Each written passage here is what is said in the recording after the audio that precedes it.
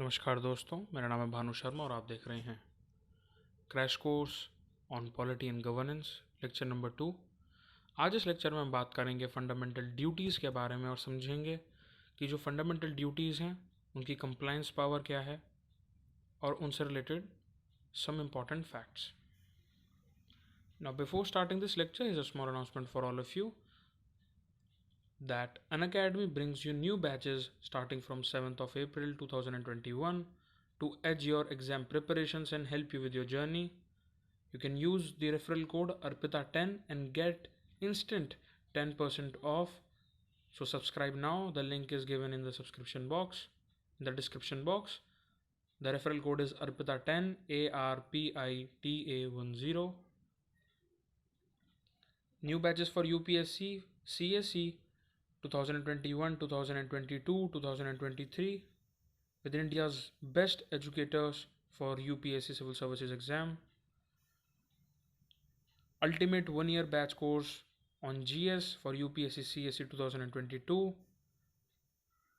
These courses are starting from 7th of April. Crack UPSC CSE Prelims 3500 MCQ course is also there. 1-year batch is also starting from 7th of April, which is in English language by the name Expedition UPSC CSE batch. Also, the batches are also being run for 2 years, both in English as well as in bilingual.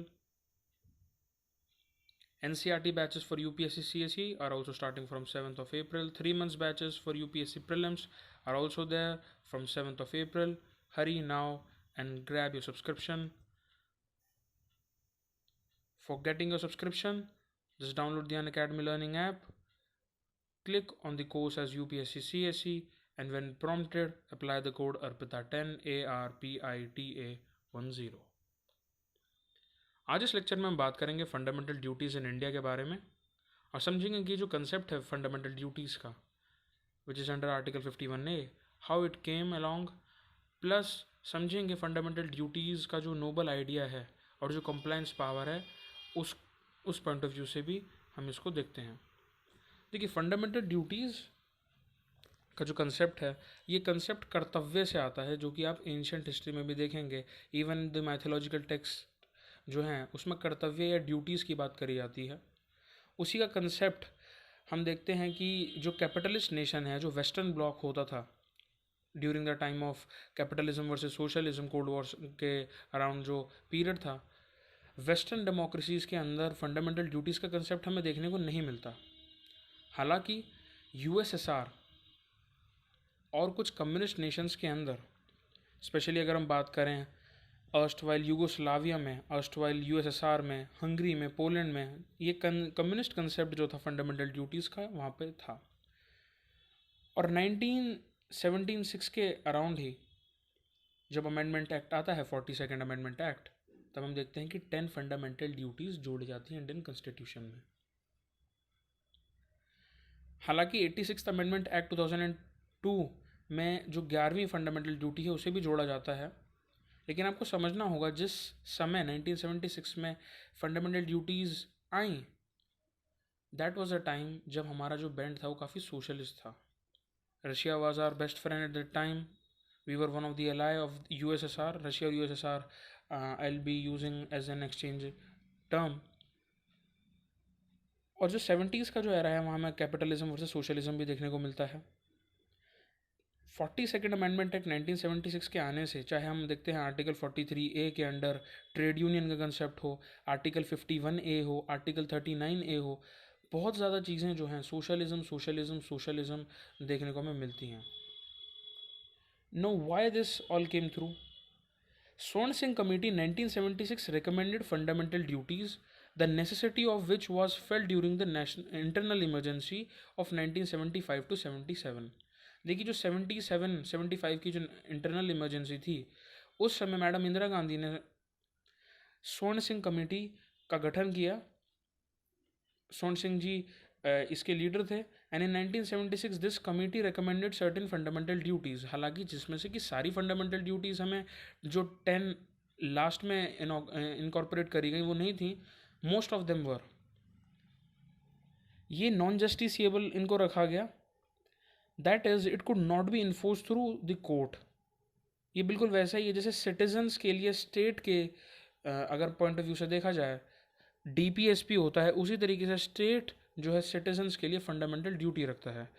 Fundamental duties के जो concept हैं, जो 10 fundamental duties हैं +1 जो कि 86th amendment act के बाद आई, उसके हम नेचर को समझेंगे नेक्स्ट स्लाइड में। अब क्वेश्चन आता है that what is the difference and what is the relation between the DPSPs and fundamental duties। देखिए सिंपल सी बात है, the fundamental duties are just reminders to the citizen only, like individuals cannot enforce DPSP through the courts in the same way the state cannot enforce fundamental duty through the courts। ये आपको समझना पड़ेगा। Some people also criticize Madam Indira Gandhi that it was just a political tool by Madam Indira Gandhi to suppress the citizens during the time of internal emergency, जैसे कि मैंने आपको third point में बताया। लेकिन ये कहना कि कम्प्लीटली ये कम्युनिस्ट कंसेप्ट है, ये भी काफ़ी तरीके से सही होगा, क्योंकि केवल एक ही डेमोक्रेटिक नेशन थी उस समय जो कि था जापान, जिसके कॉन्स्टिट्यूशन में ड्यूटीज़ ऑफ द सिटीजन्स का कंसेप्ट था। No fundamental duties are categorised into two, moral duty और सिविक ड्यूटी। देखिए मोरल ड्यूटी वो होता है जिसमें नोबल आइडियाज़ की बात करी जाए, like cherishing noble ideas of freedom struggle, defending the nation, national service, heritage and culture, scientific temperament रखना, ह्यूमनिज्म, अपने आप को बेस्ट वर्जन के रूप में निखार के लाना कंट्री के अंदर, उसे हम बोलते हैं मोरल ड्यूटी। और सिविक ड्यूटी इज समथिंग जो कि होता है कॉन्स्टिट्यूशन को रिस्पेक्ट करना, नेशनल फ्लैग को रिस्पेक्ट करना, नेशनल एंथम को रिस्पेक्ट करना। तो हम इसे डिवाइड कर सकते हैं, जैसे मैं आपको अगर जो हमारी 1 to 11 फंडामेंटल ड्यूटीज़ हैं, इसमें अगर आप इवन में जाएंगे यानी कि second, fourth, sixth, eighth, tenth, तो ये नोबल आइडियाज़ हैं। वहीं अगर हम ऑड तरीके से देखते हैं, first, third, fifth, seventh, ninth, ये जो फंडामेंटल ड्यूटीज़ हैं these are having compliance power, जिसे कहते हैं मैंडेटरी कंप्लाइंस पावर। यानी कि अगर आपने इसका उल्लंघन किया, अगर आपने इसको ढंग से फॉलो नहीं किया, तो आपके ऊपर पनिशेबल ऑफेंस या चार्जेस लग सकते हैं। 11th वाली जो 86th अमेंडमेंट एक्ट के बाद आया फंडामेंटल ड्यूटी, उसको आप इस ऑड और इवन वाला जो ट्रायल है इससे आप दूर रखें, because that is one exception. Now the fundamental duties, they essentially contain just a codification of tasks integral to the Indian way of life. As I told you earlier, the fundamental duties are confined to Indian citizens only and do not extend to foreigners, unlike a few fundamental rights. देखिए जब हम fundamental rights की बात करेंगे in the next lecture, उसमें आपको समझ में आएगा दैट फंडामेंटल राइट्स में से भी कुछ राइट्स जो हैं वो फॉरेनर्स के पास भी होते हैं, not all the ones but some rights are also given to the foreigners. लेकिन फंडामेंटल ड्यूटीज़ का जो कंसेप्ट है it is only confined to the Indian citizens. भारतीय हैं अगर आप, तो ही फंडामेंटल ड्यूटीज़ का जो कंसेप्ट है it will be confined to you. These are non justiciable similar to DPSP and there is no legal sanction against their violation. लेकिन इस लूप होल को आपको समझ में आएगा जब मैं आपको बताऊंगा ऑड वंस जो फंडामेंटल ड्यूटीज़ हैं, लाइक फंडामेंटल ड्यूटी 1, 3, 5, 7, 9। उस केस में अगर आप उसका उल्लंघन करते हैं, that is not just mere preaching, अगर आप उसका उल्लंघन करेंगे तो आपको पनिशेबल ऑफेंस चार्जेस आप पे लगेंगे। Know what is the importance of the fundamental duties that are written in the part 4a? First is that they remind Indian citizen of their duty towards their society, fellow citizens and nation। देखिए Indian citizens जो हैं, ये किसी भी और अगर हम एक मॉडर्न डेमोक्रेटिक नेशन की बात करें तो राइट ज़रूर दिए जाते हैं सिटीजन्स के लिए। दो स्कैंडिनेवियन नेशन में right to internet at 2 Mbps speed could be one thing, India के अंदर राइट टू वाटर हो सकता है, right to safe drinking water हो सकता है। तो राइट्स का डिफरेंस हो सकता है, लेकिन राइट्स का जो कंसेप्ट है वो आपको ज़्यादा देखने को मिलेगा मॉडर्न डेमोक्रेसीज में ज़रूर। लेकिन फंडामेंटल ड्यूटीज़ का जो कंसेप्ट है that is also very important when it comes to the कर्तव्य part. They remind the Indian citizen कि आपकी ड्यूटी है आपके सोसाइटी के प्रति, सिटीजन्स के प्रति, नेशन के प्रति। The second thing is that they warn citizens against anti national and anti social activity. इसके अंदर आ जाता है आपका, जैसे मान लीजिए सेक्शन 302 IPC का जिसे हम कहते हैं, section 302 of Indian penal code, जिसमें हम कहते हैं कि मर्डर अगर आप किसी का करते हैं या वो चार्जेस लगते हैं, that is a punishable offence. Plus there certain act like flag code of India 2002, जिसमें आपको जेल हो सकती है अगर आप प्रॉपर जो फ्लैग कोड है इंडिया का, नेशनल फ्लैग का जो कोड है, किस तरीके से उसको यूज़ करना, अगर आप वो नहीं करते हैं तो. And also there are many other laws under the IPC. तो आप ऐसे एंटी नेशनल या एंटी सोशल एक्टिविटी नहीं कर सकते हैं. They also warn, fundamental duties also warn us. They also inspire citizens and promote a sense of discipline and commitment among them, which is more of a noble idea wala form. Fourth one is they help the court in examining and determining the constitutional validity of a law. Now these are all the 11 fundamental duties जिनके बारे में हम बात करते हैं. The first one is abide by the Indian Constitution and respects its ideals and institutions, the national flag and the national anthem. देखिए number one पे जो फंडामेंटल ड्यूटी है उसमें हमें नेशनल फ्लैग, नेशनल एंथम, जो इंस्टीट्यूशंस हैं उनकी respect करनी चाहिए, ये बात कही गई है. लेकिन आपको समझना होगा कि ये ऑड नंबर पे आता है, यानी कि सीरियल नंबर वन पे है ये. इसका मतलब ये है that it is not just mere preaching. अगर आप इसके अगेंस्ट जाएंगे लॉ में तो फिर आप उसके लॉ को वायलेट करेंगे and it will be a punishable offence. That means first, third, fifth, seventh and ninth, these all have a mandatory compliance power. अगर आप नेशनल ऑनर्स एक्ट आप पे लग सकता है अगर आप किसी भी तरीके के इंस्टीट्यूशन या नेशनल एंथम या नेशनल फ्लैग को इज्जत नहीं देते, अगर आप उसको प्रॉपरली अवॉइड नहीं करते हैं as per the constitution, as per the fundamental duty, then prevention of insults to a national honour act 1971 के तहत आप पे चार्जेस लग सकते हैं. फ्लैग कोड ऑफ इंडिया 2002 के तहत आप पे चार्जेस लग सकते हैं. नाउ अगर हम ऑड में ही बात करें, uphold and protect the sovereignty, unity and integrity of India. अब अगर कोई वॉर अगेंस्ट द स्टेट कर रहा है, सेडिशन के चार्जेस लग सकते हैं अगर आप देश को तोड़ने की बात करते हैं. अगर आप उसकी जो डिग्निटी है, जो सोवरेनिटी है, जो यूनिटी है देश की, हमारे इंडिया की, हमारे भारत की, अगर आप उसे तोड़ने की बात करेंगे तो section 124A of the IPC and section 121A of the IPC, जिसे हम कहते हैं वॉर अगेंस्ट द स्टेट, के तहत चार्जेस लगेंगे और आपको इवन 10 ईयर्स की भी जेल हो सकती है. फिफ्थ वन पे अगर हम आए, that is promote harmony and the spirit of common brotherhood amongst all the people of India, transcending religious. इसको ध्यान से आप समझें, transcending religious, linguistic and regional और sectional diversity and to renounce practices derogatory to the dignity of women. दो harmony का जो और जो स्पिरिट है कॉमन ब्रदरहुड का, वो हमें कम्प्लीटली सेंस में देखने को नहीं मिलता है. इंडिया में भी ऐसे इंस्टेंसेस होते हैं जैसे विजिलेंटिज्म हो गया, या हम देखते हैं मॉब्स की क्रिएशन हो गई, राइट्स के अंदर कई बार ऐसे सिनेरियो सामने आते हैं. लेकिन it is the fundamental duty of the citizens कि हम रिलीजियस, लिंग्विस्टिक, रीजनल और सेक्शनल डाइवर्सिटी की रिस्पेक्ट करें और कॉमन ब्रदरहुड बनाएं. और सारी प्रैक्टिसेस जो कि विमेन की जो मर्यादा है, जो कि रिस्पेक्ट होती है, जो डिग्निटी होती है, उसको अगर कोई भी लिमिट करता है, ख़राब करता है, उसके अंडर भी लॉ जो है वो पनिशेबल ऑफेंस मानता है उसको. फॉर एग्जांपल सेक्शन 123 ऑफ, अगर हम बात करें RPA 1951 की, या अगर विमेन के अगेंस्ट हम बात करें जैसे सती प्रिवेंशन एक्ट 1987, इसका बहुत अच्छा एग्जाम्पल है. द डाउरी प्रोहिबिशन एक्ट 1961 इसका बहुत अच्छा एग्जाम्पल है. सेक्शन 354 ऑफ IPC जिसमें बात करी जाती है सेक्सुअल असॉल्ट अगेंस्ट वुमेन, उसकी बात हम यहाँ कर सकते हैं. प्लस सेक्शन 376 ऑफ IPC जिसमें रेप की बात करी जाती है, which is against the rape, वो लॉ भी यहाँ पे काम करता है. It shows the mandatory compliance power of this fifth fundamental duty. Now the seventh one is protect and improve the natural environment including forests, lakes, rivers and wildlife and to have compassion for living creatures. अगर आप ऐसा नहीं करते हैं, it also comes with compliance power. और वो compliance power क्या है? देखिए, prevention to cruelty to animals act 1974 हो गया, wild life protection act 1972, Indian forest act 1927, national green tribunal act 2010 and also the environment protection act 1986 जैसे act जो हैं वो कंप्लायंस पावर प्रोवाइड करते हैं सेवन्थ फंडामेंटल ड्यूटी को. अब इसको अगर आप और समझना चाहेंगे तो कुछ ऐसे सेलिब्रिटीज़ हैं, कुछ ऐसे स्टार्स हैं जिनको बताया जाता है कि इलीगल हंटिंग एक्टिविटीज़ में इन्वॉल्व थे, and you can see the outcome of that as well. The ninth fundamental duty is to safeguard public property and to observe violence.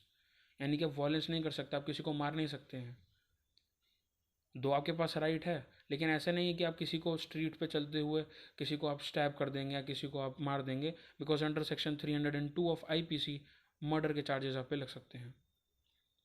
Now coming back even fundamental duties पे, यानी कि second, fourth, sixth, eighth and tenth, ये जो concept है ये बहुत Nobel idea वाला concept है कि आपको करना चाहिए। अगर आप नहीं करते हैं तो आपको कोई जेल नहीं होगी, इसकी इतनी कंप्लाइंस पावर नहीं है as compare to the odd fundamental duties. Like the second one is to cherish and follow the noble ideas that inspired the national struggle of freedom. तो हमें चेरिश करना चाहिए, हमें नेशनल स्ट्रगल के जो ideas हैं, ब्रदरहुड के जो आइडिया है एक फ्री सोच रखने का, वो आइडिया हमें चेरिश करना चाहिए। The fourth fundamental duty is to defend the country and render national service when called upon to do so. ये नेशनल सर्विस की भावना जगाती है, it is also one thing. Then sixth one, value and preserve the rich heritage of country's composite culture. तो ये आपका heritage and culture का part में आता है। The eighth one is develop scientific temper, humanism and the spirit of inquiry and reform. देखिए pseudo science जैसे आपका हो गया एस्ट्रोलॉजी, पामिस्ट्री, जो सूडो साइंस हैं या फिर जो प्रोफेसीज जो लोग करते हैं, जो फॉल्स प्रोफेसीज करते हैं, उस तरीके की सूडो साइंस में आपको नहीं पढ़ना चाहिए। ये फंडामेंटल ड्यूटी हमें यह बताता है। और हमें अपना साइंटिफिक टेम्परामेंट रखना चाहिए ह्यूमनिज्म और स्पिरिट ऑफ इंक्वायरी के साथ। तो आप समझ सकते हैं कि रेनेसांस का जो मूवमेंट था वहाँ से जुड़ा हुआ रीज़न का जो एक कंसेप्ट होता है वो इस फंडामेंटल ड्यूटी में हमें देखने को मिलता है। ऐसा नहीं है कि जो लोग एस्ट्रोलॉजी में बिलीव करते हैं या फिर जो पामिस्ट्री में बिलीव करते हैं उनको जेल हो जाएगी, ऐसा नहीं है। लेकिन आपको अपना जो माइंडसेट है वो साइंटिफिक टेम्परामेंट रखना चाहिए। दिस शोज दैट सेकंड वाला या जो इवन वाली फंडामेंटल ड्यूटीज़ हैं उनके अंदर कंप्लाइंस पावर इतनी नहीं है as compare to the odd ones. Now, the tenth one is strive towards excellence in all spheres of individual and collective activity so that the nation constantly rises to higher levels of endeavor and achievement. इसमें basically बात करी गई है कि best version of our self निकालने की। ऐसा नहीं है लेकिन कि अगर आप बेस्ट ऑफ द बेस्ट नहीं हैं तो आपको कोई सज़ा होगी या आपके ऊपर चार्जेस लगेंगे। टेंथ फंडामेंटल ड्यूटी कहती है कि आपको एक्सीलेंस की तरफ इंडिविजुअल स्फीयर्स में, कलेक्टिव एक्टिविटी में आगे बढ़ना है, सक्सेसफुल होना है, अपना बेस्ट वर्जन बनाना है।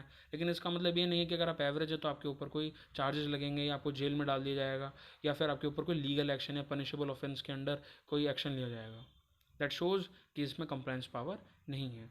And that is the reason कि आप देखेंगे कि नेशनल ऑनर्स जो दिए जाते हैं, पद्म विभूषण और जितने भी नेशनल ऑनर्स हमारे दिए जाते हैं, उन सभी का जो सोर्स है वो आप देख सकते हैं टेंथ फंडामेंटल ड्यूटी है।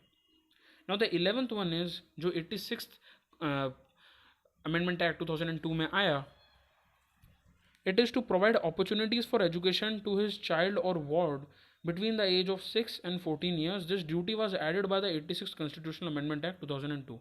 देखिए जो 11th फंडामेंटल ड्यूटी है, unlike the odd ones, it doesn't have any compliance power.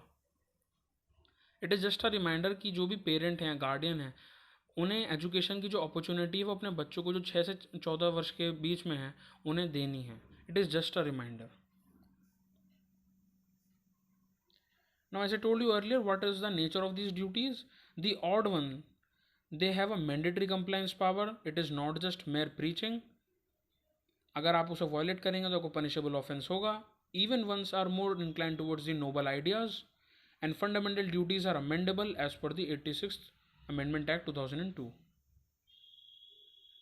अब हम देखते हैं what is the relevance of fundamental duties in present times. देखिए even 3 decades after the fundamental duties were incorporated after 1976, there is no adequate awareness amongst the citizens. हम आज भी देखते हैं कि ब्रदरहुड, हार्मनी जैसी बात करी जाती है। कई जगह पे ऐसे डिस्प्यूट भी देखने को मिलते हैं जहाँ पे नेशनल फ्लैग का प्रॉपर रिस्पेक्ट नहीं किया जाता और जो चीज़ें हैं, जो fundamental duties completely even compliance power के साथ यूज़ होनी चाहिए वो नहीं होती हैं। And that is also one of the cause जिसकी वजह से हम डिस्प्यूट देखते हैं हर जगह पे होते हुए कभी ना कभी। इसको हटाने के लिए अवेयरनेस जो है it is very important and that is a reason in 1998 the then prime minister Atal Bihari Vajpayee ji, his government had appointed the Justice J.S. Verma Committee to operationalize the suggestions to teach fundamental duties to the country. So you should understand and you should remember this committee name, because ये कई बार पूछा जाता है fundamental duty से related कौन सी committees हैं, तो वहाँ पे आपको स्वर्ण सिंह कमेटी और जस्टिस जे वर्मा कमेटी को भी याद रखना है. Even recently, Prime Minister of India had rightly said that our children should be taught the Constitution. अगर उन्हें Constitution के बारे में knowledge होगी, so they will be more aware about the fundamental duties as well. The Supreme Court has also said that since the duties are obligatory for the citizens, the state should strive to achieve the same goal. Rights and duties have to exist together, as I told you earlier. Rights and duties का जो concept है वो India as a culture और Indian subcontinent में बहुत पहले से चलता आ रहा है, जिसे हम पहले कर्तव्य और धर्म के नाम से जानते थे. Rights without duties will lead to anarchy and this is very important. Now some extra points to highlight. Parmanand Kataria versus union of India 1989 का जो केस है ये आपको समझ में आना चाहिए. देखिए, इंडिया में जब भी कोई रोड एक्सीडेंट होता है तो जो भी इंसान, जो भी व्यक्ति मदद करता है उस व्यक्ति की जो कि विक्टिम बना है रोड एक्सीडेंट का, जिसको चोट आई है, तो वो ज़्यादा हैरेसमेंट का शिकार होता है, whether it is in from the perspective of the legal action taken by the police और even in the medical facility. तो इसी तरीके से एक केस होता है जहाँ पे one of the person he faces a fatal accident while he was going through the road by a scooter. और यही जो केस आगे निकल के आया है उसे बोलते हैं Parmanand Kataria versus union of India 1989 का केस. दो हमें इसके लीगल एक्शंस में और जुडिशली इसके अंदर क्या प्रोसीडिंग्स हुई उसके बारे में ज़्यादा याद नहीं रखना है, but we need to remember from the perspective of UPSC that why this case is important from the fundamental duty part.